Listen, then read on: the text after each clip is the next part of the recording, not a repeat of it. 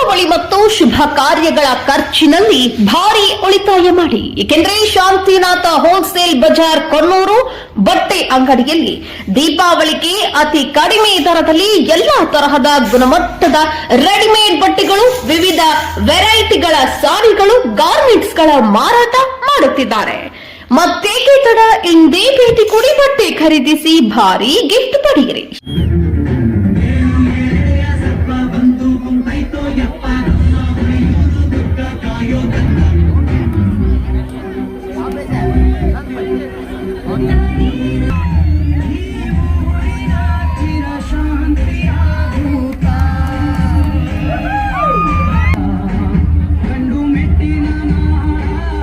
ಮೈಸೂರಿನ ಮಹಾರಾಜರಾದಂತಹ ಪ್ರೋಗ್ರಾಮ್ ಯಾರು ಮಾಡಿದ್ದಾರೆ ನಿಜಕ್ಕೂ ಶ್ಲಾಘನೀಯ ಅಂತ ನಾನು ಭಾವಿಸ್ತೀನಿ. ರೋಟರಿ ಗೋಕಾಕ್ ಇದು ಸಂಘಟಿಸಿರುವಂಥದ್ದು ಏನು ಕಾರ್ಯಕ್ರಮ ಇದೆ ಅವ್ರಿಗೂ ಕೂಡ ನಾನು ಕೃತಜ್ಞತೆಗಳನ್ನು ಸಲ್ಲಿಸುತ್ತೇನೆ. ಅದ್ರ ಜೊತೆಗೆ ನಮ್ಮ ಜೊತೆ ಓಡ್ತಾ ಇರುವಂಥದ್ದು ಎಲ್ಲರೂ ಹೇಳ್ತಾ ಇದ್ರು ಏನಂದ್ರೆ, ಮೊದಲನೇ ಬಾರಿ ಒಂದು ಮ್ಯಾರಥಾನ್ ಅನ್ನು ಸಂಘಟಿಸೋದು ಅದೇನು ಒಂದು ಸಣ್ಣ ಕೆಲಸ ಅಲ್ಲ, ಬಹಳ ಕಷ್ಟದ ಕೆಲಸ. ಅದು ಎಷ್ಟೋ ಕಡೆ ಅದು ವಿಫಲ ಆಗಿದೆ. ಆದರೆ ಯಶಸ್ವಿಯಾಗಿ ಒಂದು ಮ್ಯಾರಥಾನ್ ಅನ್ನು ಸಂಘಟಿಸೋದಕ್ಕೆ ನಮ್ಮ ರೋಟರಿ ಮತ್ತೆ ಎಲ್ಲ ಸಂಸ್ಥೆಗಳಿಗೂ ಕೂಡ ನಾವು ಕೃತಜ್ಞತೆಗಳನ್ನು ಸಲ್ಲಿಸಬೇಕಾಗಿದೆ. ಇಂಥ ಒಂದು ಒಳ್ಳೆ ಕಾರ್ಯಕ್ರಮದಲ್ಲಿ ನಮಗೆ ಮೊದಲನೇ ಬಾರಿ ಗೋಕಾಕಕ್ಕೆ ಆಗಮಿಸುವಂತ ಒಂದು ಏನು ಸೌಭಾಗ್ಯ ಸಿಕ್ಕಿದೆ, ಅದಕ್ಕೂ ಕೂಡ ನಾವು ಕೃತಜ್ಞತೆಗಳನ್ನು ಸಲ್ಲಿಸುತ್ತಾ ನಾವು ರಾಜ್ಯೋತ್ಸವ ಒಂದು ಆಚರಣೆಯಲ್ಲಿ ನಾವು ಭಾಗವಹಿಸ್ತೀವಿ. ನವೆಂಬರ್ ತಿಂಗಳು ಅಂದ್ರೆ ನಮ್ಮ ಕರ್ನಾಟಕ ರಾಜ್ಯೋತ್ಸವ. ಇದೇ ಒಂದು ಸಂದರ್ಭದಲ್ಲಿ ರಾಜ್ಯೋತ್ಸವ ಆಗಿರುವಂಥದ್ದು ಅಂದ್ರೆ ರಾಜ್ಯೋತ್ಸವಕ್ಕೆ ಕಾರಣ ಆಗುವಂಥದ್ದು 1956ರಲ್ಲಿ ನಮ್ಮ ಪೂಜನೀಯ ತಾತನವರಾದಂತಹ ಶ್ರೀಮಂತ ಮಹಾರಾಜ ಜಯಚಾಮರಾಜ ಒಡೆಯರ್ ಅವರು ಈ ಭಾಗಕ್ಕೂ ಬಂದಿದ್ದರು. ಅಂದ್ರೆ ರಾಜ್ಯೋತ್ಸವ ಆಗಿರೋ ಸಂದರ್ಭದಲ್ಲಿ 69 ವರ್ಷ ಹಿಂದೆ ಅವರು ಇಲ್ಲಿ ಭಾಗಕ್ಕೆ ಬಂದು ಇಲ್ಲಿ DCC ಬ್ಯಾಂಕ್ ಒಂದು ಅರ್ಬನ್ ಬ್ಯಾಂಕಿನ ಒಂದು ಕಾರ್ಯಕ್ರಮದಲ್ಲಿ ಅದನ್ನ ಉದ್ಘಾಟನೆ ಮಾಡಿ ನಂತರ ಆ ಒಂದು ವಾತಾವರಣದಲ್ಲಿ ಅವ್ರಿಗೆ ಭಾಗವಹಿಸುವಂಥ ಸೌಭಾಗ್ಯ ಸಿಕ್ಕಿತ್ತು ನಮಗೆ. ಹೌದು, ಈ ಭಾಗ ಕಿತ್ತೂರು ಕರ್ನಾಟಕ ಅಂದಿನ ಕಾಲದಲ್ಲಿ ಮಹಾರಾಷ್ಟ್ರ ಕರ್ನಾಟಕ ಆಗಿತ್ತು. ಆದರೆ ಹೃದಯದಲ್ಲಿ ಎಲ್ಲ ಕನ್ನಡ ಮಾತಾಡುವ ಕ್ಷೇತ್ರ ಒಂದಾಗಿರ್ತಕ್ಕಂಥದ್ದು. ಅದು ಪ್ರಸ್ತುತ ಒಂದು ಕರ್ನಾಟಕದಲ್ಲಿ ನಾವು ಮುಂದುವರಿಸ್ತಾ ಇರೋದು ನಿಜಕ್ಕೂ ಒಂದು ಒಳ್ಳೆ ಬೆಳವಣಿಗೆ ಅಂತ ನಾವು ಭಾವಿಸ್ತೀವಿ. ಆ ಒಂದು ರಾಜ್ಯೋತ್ಸವ ಸಂದರ್ಭದಲ್ಲಿ ಆ ಕನ್ನಡಾಂಬೆ ಭಾರತಾಂಬೆ ಒಂದು ಗರ್ಭದಲ್ಲಿ ಹುಟ್ಟಿರ್ತಕ್ಕಂಥ ನಮ್ಮ ಕನ್ನಡಾಂಬೆ, ಅದಕ್ಕಾಗಿ ನಾವು ಪ್ರೋತ್ಸಾಹ ಕೊಡಬೇಕಾಗಿದೆ. ಅದರ ಒಂದು ರಕ್ಷಣೆ ಮಾಡೋ ಮೂಲಕ ನಾವೆಲ್ಲರೂ ಮುಂದುವರಿಯೋಣ ಅಂತ ಹೇಳ್ತಾ, ನಾವೆಲ್ಲರೂ ಆಗಲೇ ಈ ಉರಿ ಬಿಸಿಲಲ್ಲಿ ನಿಂತಿದ್ದೀರಾ, ಕಾರ್ಯಕ್ರಮ ಮುಂದುವರಿಬೇಕಾಗಿದೆ. ನಮ್ಮ ಗೋಕಾಕು ಮತ್ತೆ ಈ ಭಾಗದ ಒಂದು ಪ್ರವಾಸ ಐ ಥಿಂಕ್ ಈ ಸತಿ ನಮಗೆ ಅದರಲ್ಲಿ ತೃಪ್ತಿ ಸಿಕ್ಕಿಲ್ಲ. ನಿಜಕ್ಕೂ ಇನ್ನೊಂದು 2-3 ದಿನ ಅದು ಸಾಲದು, ಆದರೂ ಸಹ ನಾವು ಅದಕ್ಕೆ ಮೀಸಲಿಟ್ಟು ಬರ್ತೀವಿ ಅಂತ ನಿಮಗೆ ಹೇಳ್ತಾ ಎಲ್ಲರಿಗೂ ಹೃತ್ಪೂರ್ವಕವಾದಂತಹ ಶುಭಾಶಯಗಳು. ಈ ಸುಂದರವಾದಂತಹ ಕ್ಷೇತ್ರವನ್ನು ನಿಜಕ್ಕೂ ನಮಗೆ ಏನು ಅನುಭವ ಸಿಕ್ಕಿದೆ, ಇದು ಬಹಳ ಸಿಹಿ ನೆನಪು ಅಂತ ನಾನು ಭಾವಿಸ್ತೀನಿ. ಭಾಗಕ್ಕೆ ಬನ್ನಿ, ಮತ್ತೆ ಎಲ್ಲ ಪೂಜನೀಯ ಸ್ವಾಮಿಗಳು, ಜನಪ್ರತಿನಿಧಿಗಳಿಗೂ ಕೂಡ ನಾವು ಆಹ್ವಾನ ಮಾಡ್ತಾ, ನಿಮ್ಮೆಲ್ಲರಿಗೂ ಕೂಡ ಆಹ್ವಾನ ಮಾಡ್ತಾ, ಆ ತಾಯಿ ಚಾಮುಂಡೇಶ್ವರಿ, ನಂಜನಗೂಡು ಶ್ರೀಕಂಠೇಶ್ವರ ಸ್ವಾಮಿ ನಿಮ್ಮೆಲ್ಲರಿಗೂ ಒಳ್ಳೆ ಆರೋಗ್ಯ, ಅಭಿವೃದ್ಧಿ, ಸಮೃದ್ಧಿ, ಆನಂದವನ್ನು ದಯಪಾಲಿಸಲು ಎಂದು ಪ್ರಾರ್ಥನೆ ಮಾಡ್ತಾ, ಜೈ ಭಾರತ್ ಮಾತೆ, ಜೈ ಕರ್ನಾಟಕ. ಯದುವೀರ ಒಡೆಯರು ನಮ್ಮ ಜೊತೆಗಿದ್ದಾರೆ ಅಂತಂದ್ರೆ ನಮಗೆಲ್ಲರಿಗೂ ಕೂಡ ಅತೀ ಸಂತೋಷವನ್ನ ತಂದಿದೆ. ನಮ್ಗೆಲ್ಲ ಕೂಡಿದಾಗ ಒಂದು ಮಾತು ಹೇಳಿದ್ರು ಅವರು, ಬಹುಶಃ ನೀವೆಲ್ಲರೂ ಕೂಡ ಕುಣಿತಿದ್ರಿ, ಹಾಡ್ತಿದ್ರಿ. ಅವ್ರು ಹೇಳಿದ್ರು, ಇದು ನವೆಂಬರ್ ತಿಂಗಳು, ಕನ್ನಡವೇ ಉಸಿರು, ಕನ್ನಡವೇ ಬದುಕು ಅಂದರು ಅಂದಿನ ಕನ್ನಡಿಗರು. ಕನ್ನಡವನ್ನೇ ಕನ್ನಡಕ ಮಾಡಿಕೊಂಡು ಕನ್ನಡದ ಬಗ್ಗೆ ಮಾತನಾಡುವರಯ್ಯ ಎಂದು ಹುಕೇರೀಶ ಕನ್ನಡವನ್ನು ಕನ್ನಡಕ ಮಾಡಿಕೊಳ್ಳದೆ ಕಣ್ಣಾಗಿಸುವಂತೆ ಮಾಡಯ್ಯ ಅನ್ನೋ ಹಾಗೆ ಮೈಸೂರಿನ ಒಡೆಯರು ಮೊದಲ ಆದ್ಯತೆಯನ್ನು ಕೊಟ್ಟಿರುವುದು ಕನ್ನಡಕ್ಕಾಗಿ, ಕರ್ನಾಟಕಕ್ಕಾಗಿ.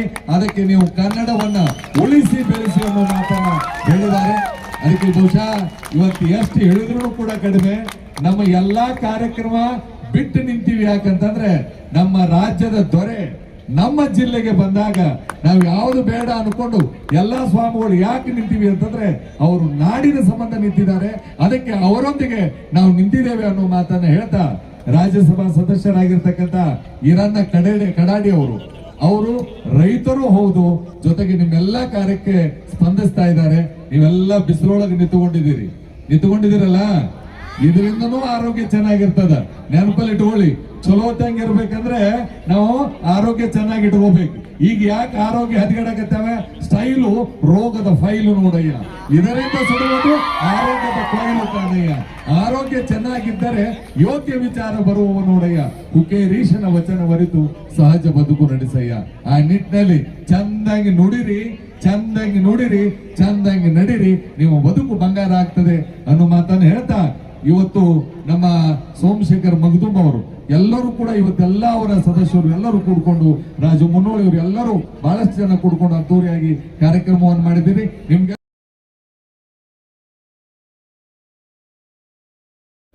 ಭಾಷೆಯಲ್ಲಿ ಹೇಳಿದ್ವಿ, ಬಹಳ ಸುಂದರವಾದಂತಹ ಕ್ಷೇತ್ರ, ಸುತ್ತಮುತ್ತ ಸುಂದರವಾದಂತಹ ಪರಿಸರ ಇರ್ತಕ್ಕಂಥ ಈ ಒಂದು ನಗರ ಅತ್ಯಂತ ಒಂದು ಸಿಹಿ ನೆನಪುಗಳು ಇವತ್ತು ಸೃಷ್ಟಿಯಾಗಿದೆ ನಮ್ಮಲ್ಲಿ. ಬಹಳ ನಾವು ಸಂತೋಷದಿಂದ ಏನು ಹೇಳೋಕ್ಕಾಗ್ತದೆ. ಸರ್, ತಾವು ಕೂಡ ಮ್ಯಾರಥಾನ್ ಭಾಗಿಯಾಗಿದ್ದೀರಿ ಸರ್. ನಾವೆಲ್ಲರೂ ಜನಪ್ರತಿನಿಧಿಗಳಾಗಿ, ಅದಕ್ಕಿಂತ ಹೆಚ್ಚಾಗಿ ಭಾರತೀಯರಾಗಿ ಒಂದು ಆರೋಗ್ಯಕರ ಸಮಾಜವನ್ನು ಸೃಷ್ಟಿ ಮಾಡೋದಕ್ಕೆ ನಾವೆಲ್ಲರೂ ಒಂದು ಕೊಡುಗೆ ಕೊಡಬೇಕಾಗಿದೆ. ನಾವೇ ಅದಕ್ಕೆ ಸ್ವಯಂ ಒಂದು ಉತ್ಸಾಹವನ್ನು ಕೂಡ ಇಂದ ಭಾಗವಹಿಸಬೇಕಾಗಿದೆ. ಹೆಚ್ಚಿನ ಜನ ಇದರಲ್ಲಿ ಭಾಗವಹಿಸಬೇಕಾಗಿದೆ. ಅದೇನಾದರೂ ಒಂದು ಸಣ್ಣ ಪ್ರೇರಣೆ ಆದರೂ ಕೂಡ ಅದೇ ಒಂದು ದೊಡ್ಡ ಲಾಭ ಅಂತ ನಾನು ಭಾವಿಸ್ತೀನಿ. ಒಂದು ಸುಂದರವಾದಂಥ ಕ್ಷೇತ್ರದಲ್ಲಿ ನಮಗೆ ಓಡೋಕ್ಕೆ ಅದೇ ಸೌಂದರ್ಯತೆ ಅಂತ ನೋಡ್ತಾನೆ ಏನು ಮ್ಯಾರಥಾನ್ ನಮಗೆ ಏನೂ ಅನಿಸಲೇ ಇಲ್ಲ. ಅದಕ್ಕಾಗಿ ಭಾಳ ಸಂತೋಷ ಆಯಿತು. ಇಂಥ ಒಳ್ಳೆಯ ಕ್ಷೇತ್ರಕ್ಕೆ ಪ್ರವಾಸ ಮಾಡೋದ್ರ ದೃಷ್ಟಿಯಲ್ಲೂ ಕೂಡ ಇದು ಒಂದು ಒಳ್ಳೆಯ ಅವಕಾಶ. ಆ ನಿಟ್ಟಿನಲ್ಲೂ ಕೂಡ ನಮ್ಮ ಬೆಂಗಳೂರು, ಮೈಸೂರು ಏನು ಒಳ್ಳೊಳ್ಳೆ ರನ್ನರ್ಸ್ಗಳಿದ್ದಾರೆ, ಅವರು ಕೂಡ ಬಂದು ಭಾಗವಹಿಸಬೇಕು ಅಂತ ನಾನು ಮನವಿ ಮಾಡ್ತೀನಿ. ಸರ್, ಈಗಿನ ಯುವಜನತೆಗೆ ಇವತ್ತು ಭಾರತೀಯ ಒಂದು ಕ್ರೀಡೆ ಇರ್ಬೋದು, ನಮ್ಮ ಫಿಟ್ ಇಂಡಿಯಾ ಒಂದು ಮೂವ್ಮೆಂಟ್ ಇದೆ. ಆರೋಗ್ಯಕರ ಸಮಾಜವನ್ನು ಸೃಷ್ಟಿ ಮಾಡೋದಕ್ಕೆ ನಾವೆಲ್ಲರೂ ಮುಂದುವರಿತಾ ಇದ್ದೀವಿ. ಹೆಚ್ಚಿನ ಒಂದು ಸಂಖ್ಯೆಯಲ್ಲಿ ಭಾಗವಹಿಸಬೇಕಾಗಿರ್ತಕ್ಕಂಥ ಒಂದು ಹೊಣೆ ಇದೆ. ಯುವಕರಾಗಿ ನಾವು ಮುಂಬರೋ ಪೀಳಿಗೆ ಇಂಥ ಒಂದು ಒಳ್ಳೆಯ ಫಿಟ್ನೆಸ್ಸಿನ ಒಂದು ಭಾವನೆಯನ್ನು ಸೃಷ್ಟಿ ಮಾಡಬೇಕಂದ್ರೆ ನಾವೇ ಶುರು ಮಾಡಬೇಕಾಗಿದೆ. ನಮ್ಮ ಸಮಯದಲ್ಲಿ ಗೊತ್ತಿರೋ ಭಾರತದಲ್ಲಿ ಈ ಒಂದು ಆರೋಗ್ಯಕ್ಕೆ ಸಂಬಂಧಪಟ್ಟಿರುವಂಥದ್ದು ಕಾಯಿಲೆಗಳು ಹೆಚ್ಚಾಗಿದೆ. ಡಯಾಬಿಟೀಸ್ ಇರ್ಬೋದು, ಬೇರೆ ಬೇರೆ ಇರ್ಬೋದು, ಇದೆಲ್ಲ ಪ್ರಿವೆಂಟಿವ್. ಒಂದು ಒಳ್ಳೆಯ ಫಿಟ್ ಆಗಿರ್ತಕ್ಕಂಥ ಜೀವನವನ್ನು ನಾವು ಒಂದು ಪಾಲಿಸ್ಬೇಕು. ನಾವು ನಿಜಕ್ಕೂ ಇದೆಲ್ಲ ಕಾಯಿಲೆಗಳಿಂದ ದೂರ ಇರ್ಬೋದು. ಸೊ ಅದಕ್ಕಾಗಿ ಇಂಥ ಒಳ್ಳೆಯ ಕಾರ್ಯಕ್ರಮಗಳು ಮಾಡೋ ಮೂಲಕ ನಿತ್ಯ ನಾವು ಮಾಡಬೇಕಾಗಿರ್ತಕ್ಕಂಥ ವ್ಯಾಯಾಮ ಮತ್ತು ಫಿಟ್ನೆಸ್ ಬಗ್ಗೆ ನಾವು ಇರಬೇಕಾಗಿರ್ತಕ್ಕಂಥ ಕಾಳಜಿ ಅದು ಹೆಚ್ಚಾಗುತ್ತೆ ಅಂತ ನಾನು ಭಾವಿಸ್ತೀನಿ. ಸರ್, ಇವತ್ತು ರೋಟರಿ ಕ್ಲಬ್ದವರು ಮ್ಯಾರಥಾನ್ ಮಾಡಿದ್ದಾರೆ ಸರ್. ಇನ್ನೂ ಮುಂದೆ ಆ ರೋಟರಿ ಕ್ಲಬ್ ರೋಟರಿ ಇಡೀ ಭಾರತದಲ್ಲಿ ಒಂದು ಒಳ್ಳೆಯ ಸಮಾಜ ಸೇವೆ ಸಂಸ್ಥೆ.